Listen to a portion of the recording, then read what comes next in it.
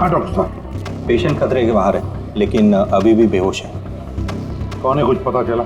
हाँ, इसका नाम परेश है, लेकिन अभी तक बेहोश है। होश में आने के बाद आप लोग मिल सकते हैं। ठीक है डॉक्टर साहब, थैंक यू। वैसे आपने हमें क्यों बुलाया? इनके कारण। इनका कहना है कि हमला करने वाला आप ही की टीम का है। What? क्या बकवास कर रहे हैं आप? सीआईडी का काम होता है आम आदमी को मुजरिमों से बचाना, हमला करना नहीं, समझे आप? सब सच बकवास ही लगता है, लेकिन ये बकवास नहीं है, क्योंकि पीड़ित ने खुद मुझसे कहा है। क्या बताया उसने? किसने हमला किया उस पर, बताओ। दया। What? क्या क्या बोल क्या रहे हो? मैंने उस पर हमला किया? हाँ, उसने मुझसे यही कहा है कि आपने ही उस पर हमला किया है और आप उसे जान से मारना चाहते हो। क्या? मैं उसकी जान लेना चाहता हूँ? हाँ सर, मुझे लगता है कि आपको दया को अरेस्ट कर लेना चाहिए। हमें हमारा काम बताने की जरूरत नहीं है, समझे आप? मुझे पता था कि आप अपने कलीग का ही साथ देंगे। देखा, चोर चोर मौसेरे भाई। ज्यादा जज मत बन, समझा? और तुम्हारी सर्टिफिकेट की जरूरत नहीं है हमें। परेश को कैसे जानते हो तुम? मैं उसे नहीं जानता सर। तो फिर? सर, ये हमारी कंस्ट्रक्शन साइट पर हमें मिला था। हमें देखकर ऐसे बिहेव कर रहा था कि जैसे इसने कोई भूत देख लिया हो, और फिर एकदम से अंदर भाग गया।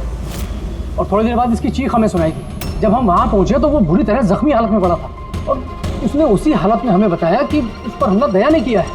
मैं एक समय पे दो जगह पे नहीं हो सकता। मैं सुबह से ब्यूरो में था।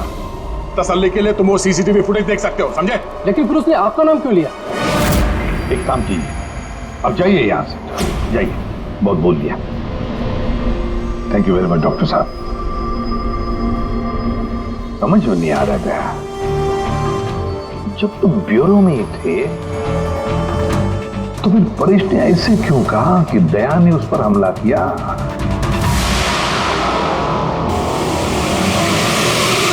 एक बात बताइए, जब आप लोगों ने यहाँ पे परेश को जख्मी हालत में देखा था तो उसके साथ में कोई था या किसी को आते जाते देखा हो? नहीं साहब, वो अकेला ही था।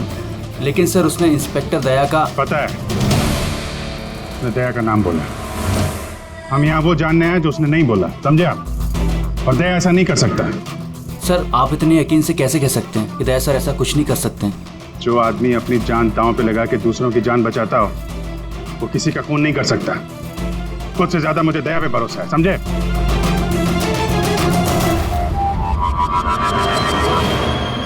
आसपास चेक करते हैं, शायद कोई सबूत मिल जाए।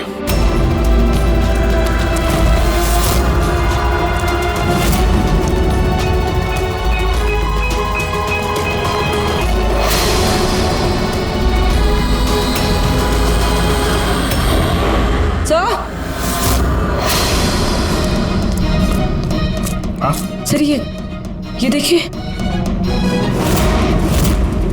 ओह नो, है कौन ये? जिंदा है? हेलो, एम्बुलेंस ये मालमणी के पास अंडर कंस्ट्रक्शन बिल्डिंग है, वहां पे भेजो जल्दी। तुम लोग जानते हो इसे? ये तो सुबह सर है, ये 2-3 बार पहले फ्लैट देखने आ चुके हैं। लेकिन सर, इसे हुआ क्या है? शायद ऊपर से गिरा है।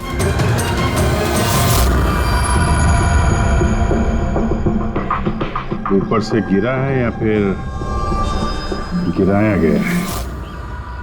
पेशेंट की कंडीशन स्टेबल है, ये बहुत जल्द होश में आ जाएगी। गुड।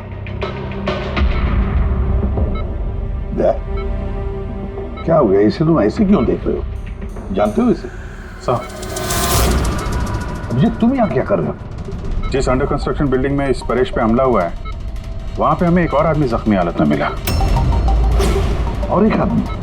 कौन है वो? तो वॉचमैन बता रहा था उसका नाम सुबू है। वहां पे 2-3 बार आया था मकान देखने के लिए। उसके हाथ में से हमें ये कपड़े का टुकड़ा मिला है। अच्छा, छोड़ दो मुझे मत मारो। छोड़ दो मुझे, मत मारो मुझे, छोड़ दो मुझे। परेश? परेश, मैं एसएमपी प्रद्युमन, सीआईडी से। घबराओ मत, तुम्हें कोई कुछ नहीं करेगा, हम तुम्हारे साथ हैं। दया, दया छोड़ दो मुझे, दया छोड़ दो मुझे, मुझे मत मारो दया। परेश, दया तुम्हारे सामने खड़ा है, मैं इससे भी प्रद्युमन हूँ। दया, दया छोड़ दो मुझे, छोड़ दो मुझे। परेश, दया, दया तुम जाओ। दया तुम क्या चाहते हो मुझसे? दया छोड़ दो मुझे। परेश क्या बात कर रहे हो? दया, दया छोड़ दो मुझे, मुझे मत मारो दया। परेश मैं दया नहीं, मैं अभिजीत हूँ। दया, दया जाओ यहाँ से, जाओ, जाओ। अरे दया इधर है।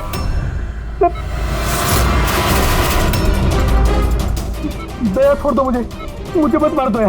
परेश इधर देखो, हम पहले मिल चुके हैं, तुम जानते हो मुझे। दया, छोड़ दो मुझे, मुझे मत मारो। सब दया हो रही है, तुम सब दया हो, मुझे मत मारो। डॉक्टर, दया छोड़ दो मुझे, डॉक्टर, दया छोड़ दो मुझे, मार दया। डॉक्टर साहब, दया, देखिए ना क्या हो गया? दया छोड़ दो मुझे, मुझे एक मिनट। सब दया छोड़ दो। नहीं होगा तुम्हें। छोड़ दो, एक मिनट। सब दया हो तुम,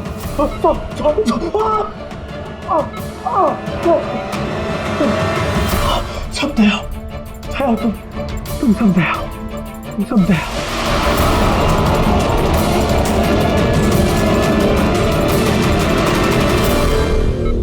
ये चक्कर है क्या? और हर किसी के चेहरे में उसे मेरा चेहरा नजर आता है। हाँ वही तो, इसलिए जब उसने उस आर्किटेक्ट को, उसके असिस्टेंट को, उस वॉचमैन को देखा तो ऐसे बर्ताव करने लगा जैसे उसने भूत देखा है। और उसके दिमाग का भूत दया तुम हो, तुम।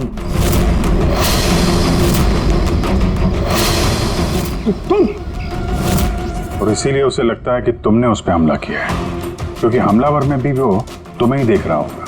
तो मेरी समझ में ये बात नहीं आ रही सर कि मेरा ही चेहरा क्यों? दया, तुम कह रहे थे ना इसे तुम पहले से जानते हो, कैसे?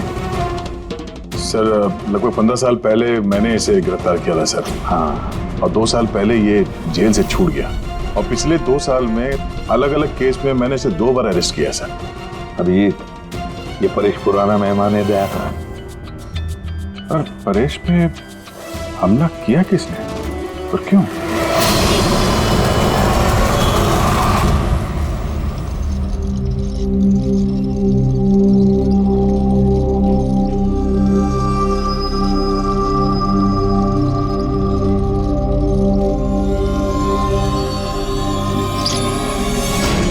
अरे मैडम जरा ध्यान से।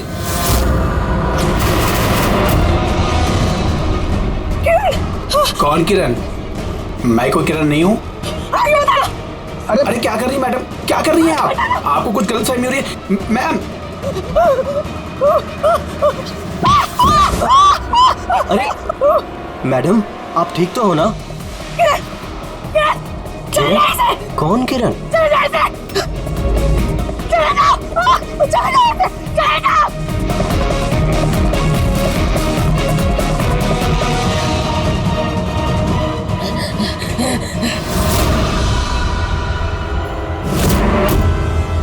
क्यों सुबह, कैसी तबीयत है तुम्हारी?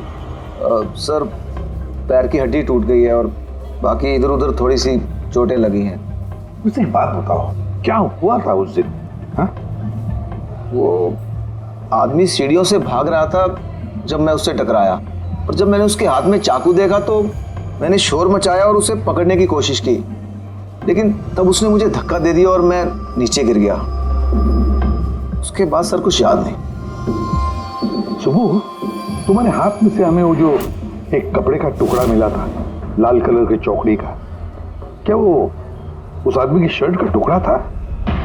जी सर, शर्ट पहना था उसने वो, और हाथापाई के दौरान शायद वो मेरे हाथ में आ गया था। अच्छा ये बताइए, उस आदमी का चेहरा देखा था? सब कुछ इतनी जल्दी में हुआ कि कुछ याद नहीं।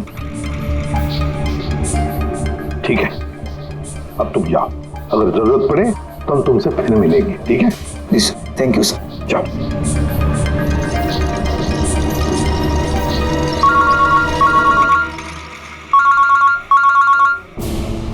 आदया,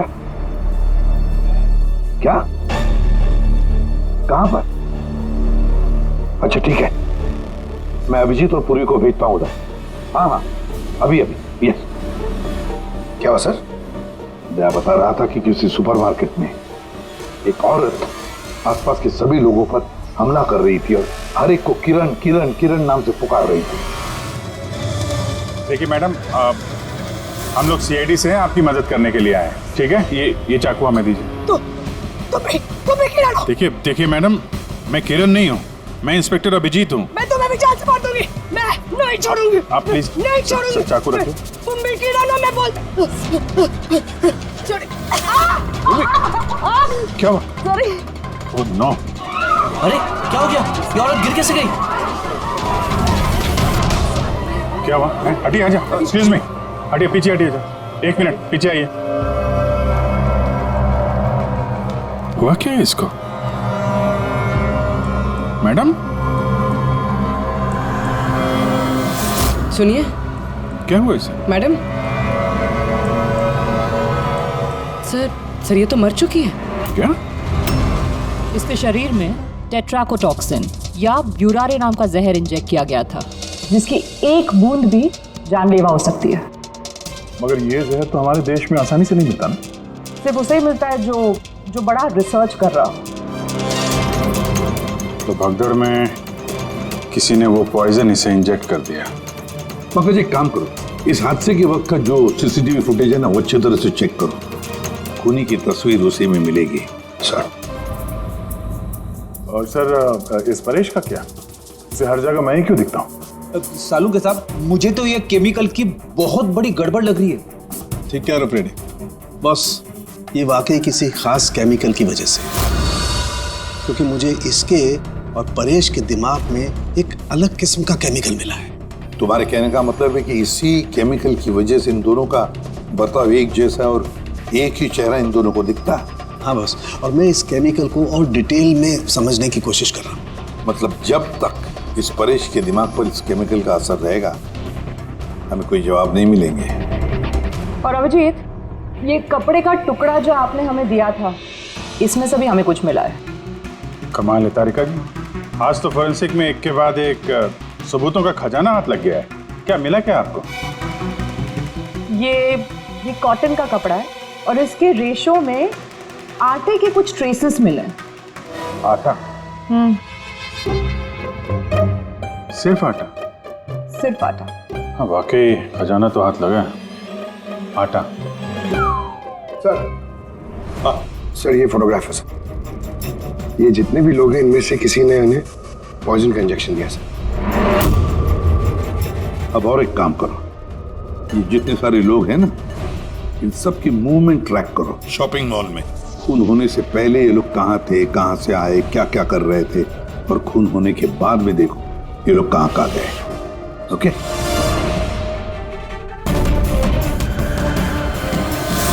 सर मैंने इस औरत का बैकग्राउंड चेक किया। इसका नाम शिप्रा है। ये एक हाउस वाइफ थी। सर परेश तो फिर भी एक मुजरिम है, उसके कई दुश्मन हो सकते हैं, लेकिन इसकी किसी से क्या दुश्मनी हो सकती है?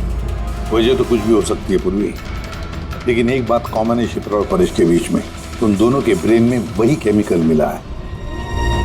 तो उन दोनों का दुश्मन भी एक ही हो सकता है।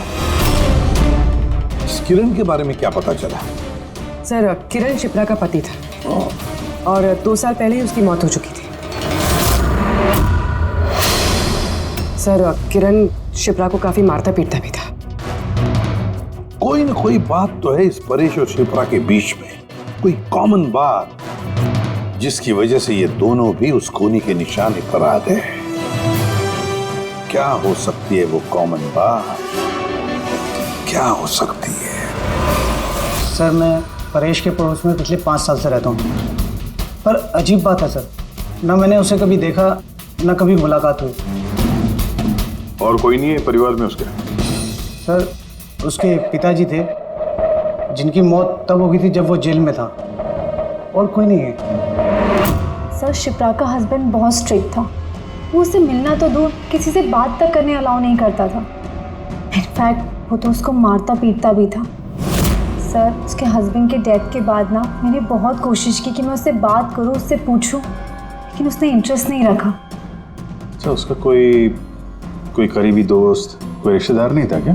सर मुझे नहीं लगता कि होगा। अच्छा। शिप्रा और परेश दोनों की जिंदगी में एक बात कॉमन, दोनों जिंदगी में अकेले थे, ना कोई दोस्त ना कोई रिश्तेदार। सर सर दोनों में एक चीज कॉमन है। क्या? सर हमने परेश और शिप्रा का कंप्यूटर चेक किया तो उनकी कंप्यूटर हिस्ट्री से पता चला है कि दोनों ने ही ऑनलाइन सपोर्ट ग्रुप ज्वाइन किया था। अच्छा, ऑनलाइन सपोर्ट ग्रुप मतलब? सर ये ग्रुप्स है जो डिप्रेशन, लोनलीनेस, ड्रग एडिक्शन और अल्कोहलिज्म में फंसे होते हैं, उनकी काउंसलिंग करता है और उनकी मदद करता है। सर शिप्रा ने 2 हफ्ते पहले ही एक ऐसा ग्रुप ज्वाइन किया था जो शादीशुदा जिंदगी में परेशान लोगों की मदद करता है। और परेश ने अपने अकेलेपन से निकलने के लिए पिछले महीने ही ऐसा ग्रुप ज्वाइन किया था। अजीब इत्तेफाक है, दोनों ने ऑनलाइन ग्रुप ज्वाइन किया और दोनों को एक ही तरीके की परेशानी हुई। कुछ पता चला इस ग्रुप के बारे में? सर हमारा साइबर एक्सपर्ट राज इस ग्रुप को ट्रेस करने की कोशिश कर रहा है, जल्दी कुछ पता चल जाएगा। सर शिप्रा का खून इसी आदमी ने किया। जिस वक्त उसका खून हुआ था उस वक्त जितने भी लोग मौजूद थे, ये सबसे ज्यादा अजीब है सर। जिस वक्त अभिजीत सर और पूर्वी सुपरमार्केट पहुंचे थे, ठीक उसी वक्त ये आदमी वहां पहुंचा था सर, और भीड़ में घुस गया था। और जब शिप्रा की मौत हुई तो फटाफट वहां से भाग गया। रेडी, काम करो, हमारा डेटाबेस चेक करो, शायद इसके बारे में कुछ पता चले, कोई लीड मिल जाए। इसका मतलब है सर ये खूनी सुपरमार्केट में कुछ खरीदने नहीं बल्कि शिप्रा को मारने के लिए आया था।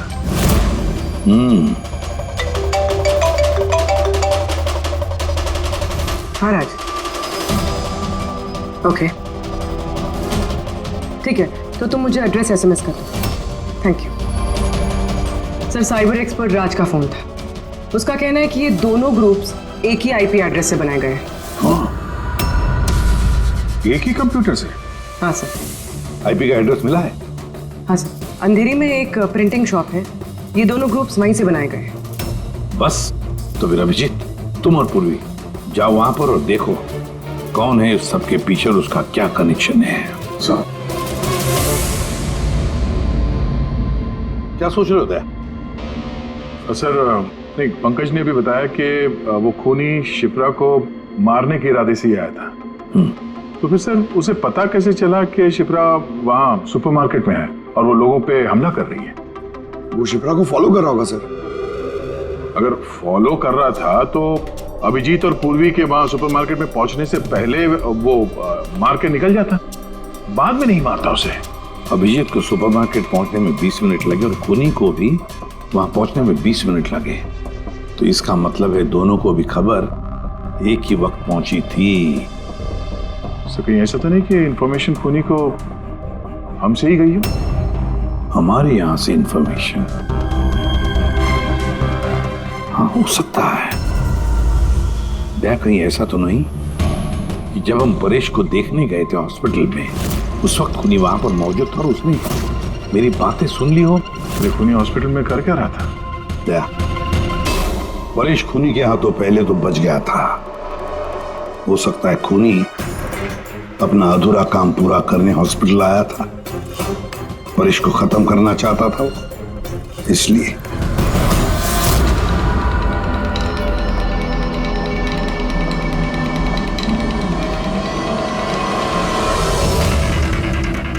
डॉक्टर साहब, क्या आपने इस आदमी को देखा है?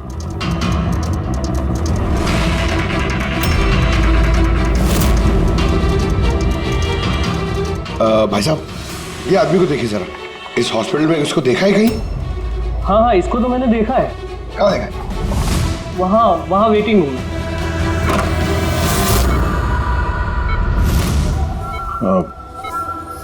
यहाँ कोई आया था क्या? नहीं सर, यहाँ कोई नहीं आया। ठीक। हाँ दया। सर परेश तो ठीक है पर वो खूनी अभी तक दिखा नहीं। कहीं तो छुप कर बैठा ही है दया, सही वक्त का इंतजार कर रहा है। वेटिंग रूम में भी चेक किया सर, अभी कोई नहीं है। तो यही पता है, पर कहाँ छुप कर बैठा है ये?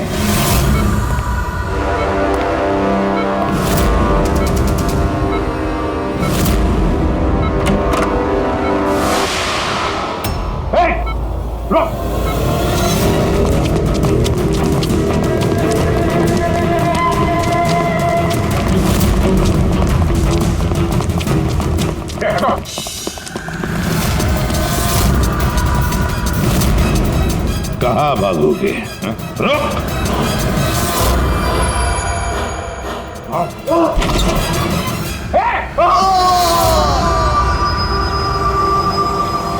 My God. हाँ भाई, क्या मिला? सर ये दोनों साइड डिलीट किए जा चुके हैं, अब वो ऑपरेशनल नहीं है। मतलब अपराधी ने सबूत मिटा दिया? जी सर, पर सर कुछ इंटरेस्टिंग चीजें मेरे हाथ लगी है। क्या? ये देखिए सर, इसी आईपी एड्रेस से, इसी कंप्यूटर से उस तरीके के 6 और ऑनलाइन सपोर्ट ग्रुप बनाए गए हैं। तो लोगों को फंसाने के लिए ऐसे कई ग्रुप बनाए गए हैं? बिल्कुल सर। सर बाकी ग्रुप डिटेल में चेक कर लेता हूँ। मतलब सर, परेश और शिप्रा के अलावा और भी कई लोग हैं जिन्हें इन लोगों ने फंसाया है। मगर सर, मकसद क्या हो सकता है इस तरह से साइट बना के लोगों को टारगेट करने का? वही केमिकल से रिलेटेड कुछ होगा। ये कुछ मिला रजिस्टर में? हाँ सर। सर पिछले 3 महीनों में 85 लोगों ने कंप्यूटर यूज़ किए। सबकी डिटेल्स चेक करनी पड़ेगी। ठीक है सर ये देखिए, 6 में से 5 ग्रुप डिलीट किए जा चुके हैं, लेकिन अभी भी एक सपोर्ट ग्रुप एक्टिव है और अभी भी उसे कोई ऑपरेट कर रहा है। Enhancing the life of lonely people. मतलब साफ है, ग्रुप बनाया जाता है, तना लोगों को फंसाया जाता है और बाद में ग्रुप डिलीट। तो अब उन्हें एक और शिकार की जरूरत है। एक आइडिया कोई? कुछ पता चला इस आदमी के बारे में? फिलहाल तो कुछ नहीं। वॉलेट के अलावा इसके पास कुछ भी नहीं मिला है, मोबाइल फोन तक नहीं। तो हमारे पास कोई सुराग नहीं है। दया, ये केस दिखता उतना सिंपल नहीं है, बहुत बड़ा षड्यंत्र है ही है। कई सारे लोग इसमें इन्वॉल्व हैं। ये तो इस खेल का मोहरा लग रहा है सर, कभी बाड़े का। और इस केस का मास्टरमाइंड अभी भी आजाद घूम रहा है, अपने नए शिकार की तलाश में होगा। जल्द से जल्द ढूंढना होगा सर इसे। हाँ पंकज, आराम से। बस खड़े। ये क्या ही था उनके? सर आप ये क्या खेल खेल रहे हैं पंकज के साथ?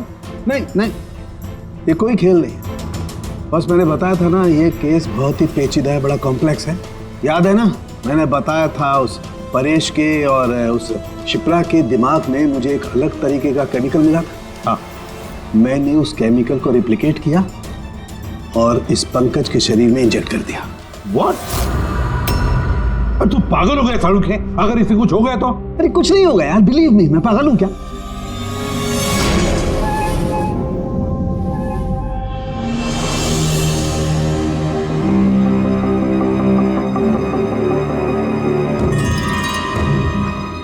पंकज, अब आंखें खोलो, देखो तुम्हारे सामने कौन खड़ा है। तो फ्रेडी सर है। ग्रेट, ये फ्रेडी सर है ना। अब इस तरफ देखो पंकज, यहां कौन खड़ा है?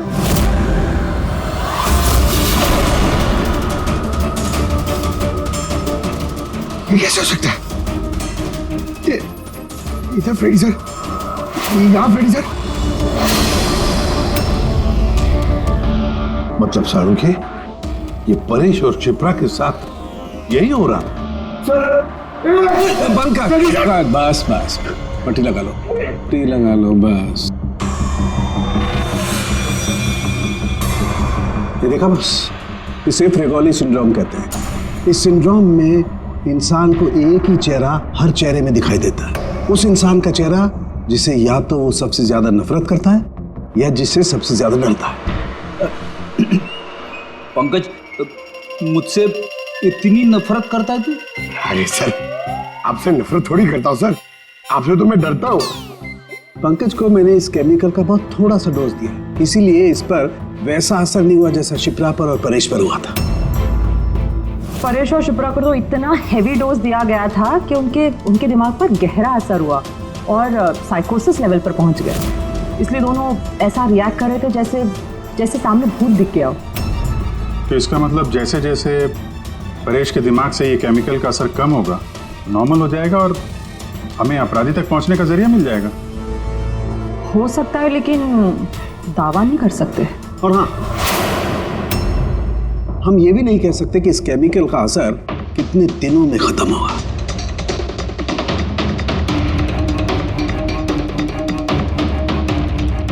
अगर हम परेश के ठीक होने का इंतजार करेंगे तो बहुत देर हो जाएगी। हमें कोई और तरीका ढूंढना होगा, कोई और तरीका। हाँ पूर्वी। सर मैंने वो ऑनलाइन ग्रुप पे रजिस्टर कर लिया है और डिटेल्स भी एकदम परेश और शिप्रा की तरह दी है। नो फ्रेंड्स, नो फैमिली, एकदम अकेले। उन लोगों को ऐसे लोगों की तलाश है। ये तुम्हारा ट्रैकर, इससे पता चलता रहेगा तुम्हारे मोमेंट के बारे में। और ये तुम्हारा कैमरा। हमारे पास सिर्फ ये वॉलेट है सर, उस आदमी की पहचान और असलियत जानने के लिए, और ये कुछ चीजें मिली है साथ में। पेट्रोल पंप का बिल, ये होटल का मैच बॉक्स, खरीदा हुआ मैच बॉक्स, ये नंबर किसका? ये सेल फोन लगता है किसी? सर हम इस पेट्रोल पंप पे गए थे, वहां से पता चला सर ये आदमी महीने में 2-3 बार वहां पे आता है, और सीसीटीवी फुटेज में हमने देखा कि वो अपने बाइक पे हर बार अलग अलग नंबर प्लेट लगा के आता है। हाँ, और पेमेंट कैश में करता है। और सर ये मैच बॉक्स जिस होटल का है वहाँ पे भी हमने पूछताछ की। वो आदमी महीने में 5-6 दफ़ा खाना खाने आता है और पेमेंट भी कैश से करता है। सर ये नंबर के बारे में आप पूछ रहे थे सर, ये बार में एक लड़की है जो काम करती है उसका है। वो कह रही थी कि उस आदमी का नाम अशोक है और 1-2 बार उनसे बात हुई है, फिर वो गायब हो गया सर। मतलब हमारे पास इस अशोक के बारे में सिर्फ इतनी इंफॉर्मेशन है। एक काम करते हैं, ये सारी जो लोकेशंस है ना, पेट्रोल पंप, बार और ये होटल, देखते हैं कहाँ पर है। जरा मैप देखो।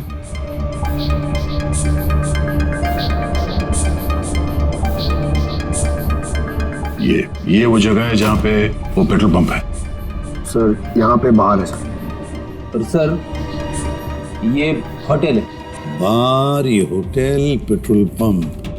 दया सर ऐसे नहीं लगता तुम्हें? देखो ना, ये सारे के सारे लोकेशंस 1 किलोमीटर के दायरे में है यहाँ से। हो सकता है सर उसका घर या ऑफिस इस जगह के आसपास ही कहीं।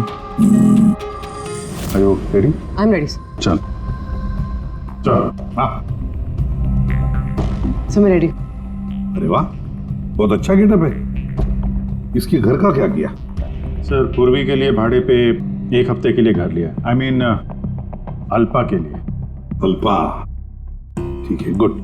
लेकिन पूर्वी चौकन्ना रहना, उनका पहला कदम क्या होगा हमें पता नहीं है। Yes. Good luck. Thank you sir. अब एक काम करते हैं, इस 1 किलोमीटर के दायरे में इस अशोक का फोटोग्राफ दिखाते हैं, सबको दिखाते हैं, शायद कोई निकले जो इसको जानता हो।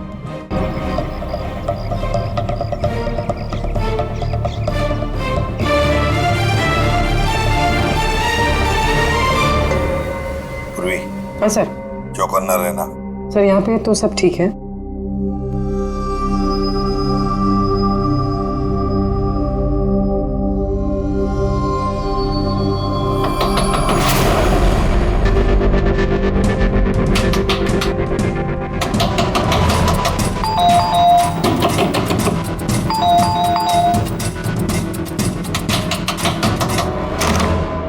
जी कहिए। वो मेरे पीछे ना कुछ गुंडे पड़े, मैं अंदर आ सकती हूँ प्लीज? 1 मिनट।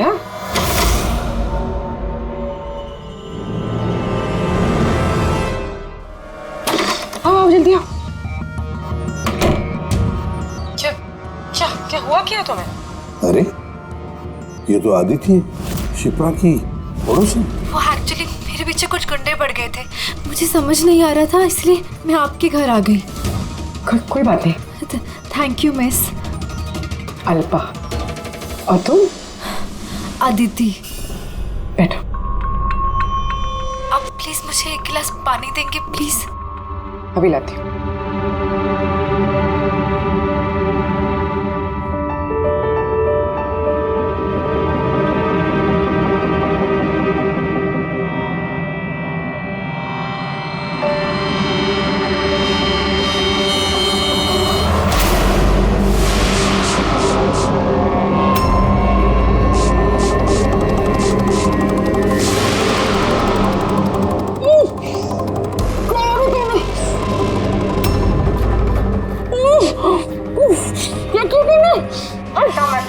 कुछ ऐसा नहीं किया, ज्यादा दर्द नहीं दूंगी तुझे मैं।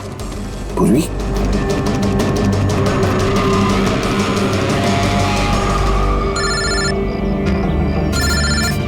हाँ सर। क्या शिप्रा की पड़ोसन अदिति? सर मैं फौरन वहां पहुंचता हूं। नहीं सर, अब अशोक का भी पता नहीं चला। ये सर। सब कुछ प्लान के मुताबिक तो चल रहा है। अब देखते ही आदिति पूर्वी को कहां लेकर जा रही है। अरे ये क्या, ट्रैकर एक ही जगह पे मूव ही नहीं हो रहा। कहीं ऐसा तो नहीं उन लोगों को ट्रैकर के बारे में पता चला हो, निकाल कर फेंक दिया हो। माय गॉड, अब तक पहुंचेंगे कैसे इन सब तक?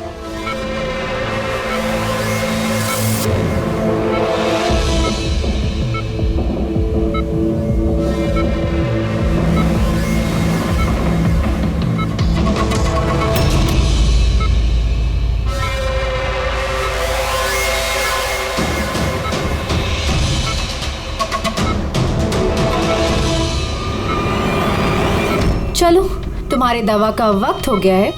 अब अच्छे बच्चे की तरह दवा लो और तुम बिल्कुल भी टेंशन मत लेना। तुम्हें ज्यादा दर्द नहीं दूंगी। कौन है तुम? छोड़ो मुझे, छोड़ो मुझे। चिंता मत करो, मैं तुम्हें दर्द नहीं दूंगी। छोड़ो मुझे।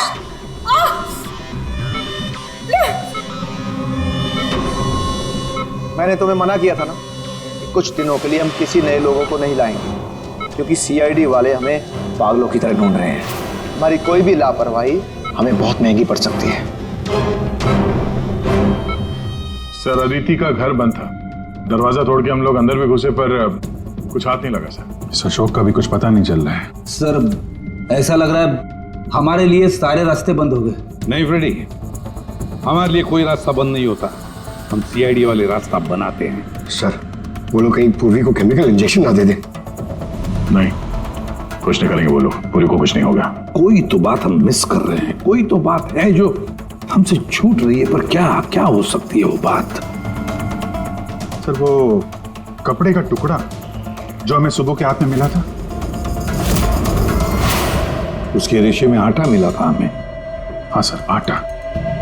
जब मैं अशोक के बारे में रोड पे लोगों से पूछ रहा था, हाँ, तो वहां पे मैंने एक आटा की चक्की देखी थी और उसके पीछे एक पुरानी बिल्डिंग भी है। तो फिर जरूर वो आदमी जिसने परेश पर हमला किया उस आटे की चक्की के आसपास ही रहता होगा, इसीलिए तो उसकी शर्ट पर आटा आ गया। तो ये भी तो हो सकता है कि परेश पे हमला करने वाला अशोक ही हो। सर वो कपड़े का टुकड़ा भी अशोक का ही हो सकता है। ये भी हो सकता है कि परेश पे हमला करने वाला और ये अशोक दोनों एक गैंग के लिए काम करते हों और वो गैंग आटे के चक्की के आसपास होगा। सबके सब आटे के चक्की के आसपास ही हो गया अभिजीत, और पूर्वी को भी उस चक्की के आसपास ही रखा होगा।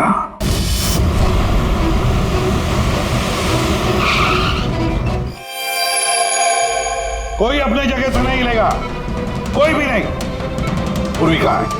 अदिति, पूर्वी कहाँ है?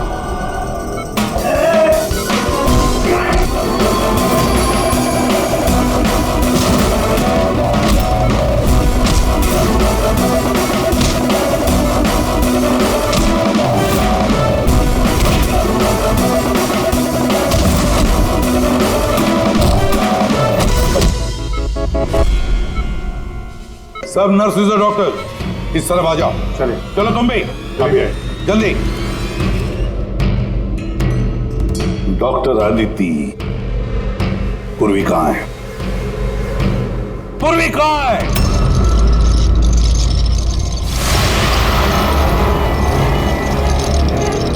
हमारी पूर्वी मेरे पास है एसीपी। शंभू तुम? हाँ मैं, जिसे तुम लोग यहां वहां खोज रहे थे ना, वो तुम लोगों के साथ ही था। मुझे देखकर अफसोस तो हो ही रहा होगा ना। मुझे पता था सीआईडी कोई भी काम अधूरा नहीं छोड़ेगी, इसलिए मैं अपना हर कदम फूंक फूंक कर रख रहा था। लेकिन इस अदिति की बेवकूफी की वजह से सब गड़बड़ हो गया और मुझे फंसाने के लिए तुमने अपने इस ऑफिसर को मेरे पास भेज दिया। लेकिन अब अब ये मेरे जाल में फंस चुकी है और मुझे यही यहां से बाहर निकालेगी। तुम्हें क्या लगता है पूर्वी की आड़ लेकर तुम हमसे बच जाओगे? नहीं, लगता नहीं है, ऐसा ही होगा। अगर तुम अपने इस बहादुर ऑफिसर को जिंदा देखना चाहते हो तो मुझे यहां से जाने दो, नहीं तो मैं ये केमिकल इसके अंदर इंजेक्ट कर दूंगा और उसके बाद क्या होगा तुम लोग सब जानते हो। पर ये सब तुम क्यों कर रहे हो? हाँ? अपने बेटे रवि के लिए। अपने बेटे के लिए? हाँ, मेरे बेटे को पार्किंसन नाम की बीमारी है। मैं अपने केमिकल से उस बीमारी का इलाज ढूंढ रहा हूं और मैं जिस फार्मा में काम करता हूं वो मुझे इंसानों पर उसे ट्राई करने नहीं देती। इसीलिए तुमने अपने तरीके से लोगों को फंसा के उन पे ये एक्सपेरिमेंट करना शुरू कर दिया। अगर मैं ऐसे नहीं करूंगा तो मैं सही इलाज तक नहीं पहुंच पाऊंगा। कैसे पता चलेगा मुझे कि इन केमिकल्स का इंसानों पर रिएक्शन क्या होता है? और इसीलिए तुम सपोर्ट ग्रुप में ऐसे लोगों को टारगेट करते थे जो अकेले रहते थे, ताकि अगर वो गायब भी हो जाए तो किसी को भनक ना लगे और तुम उन पर अपने एक्सपेरिमेंट्स आराम से करते रहो। हाँ?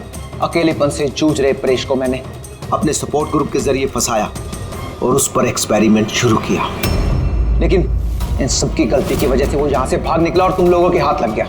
नहीं तो मेरा प्लान कभी फेल नहीं होता। तभी तुम उसकी जान के पीछे पड़े हुए थे।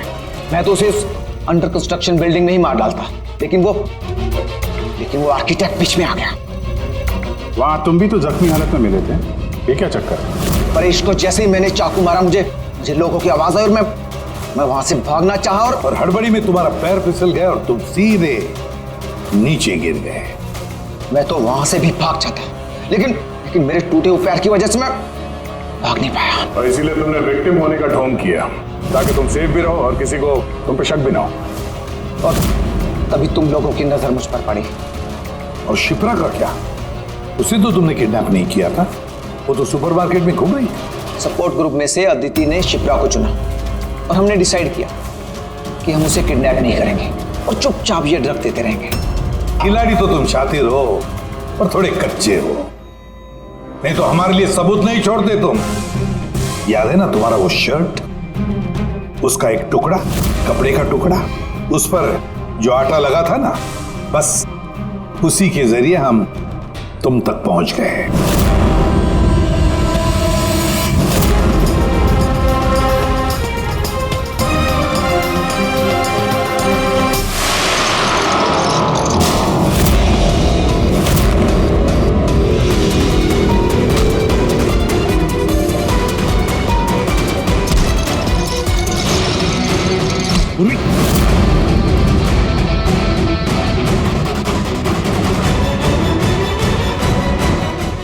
देखो, हाँ? क्या किया तुमने सुबह? कभी सोचा है? हाँ?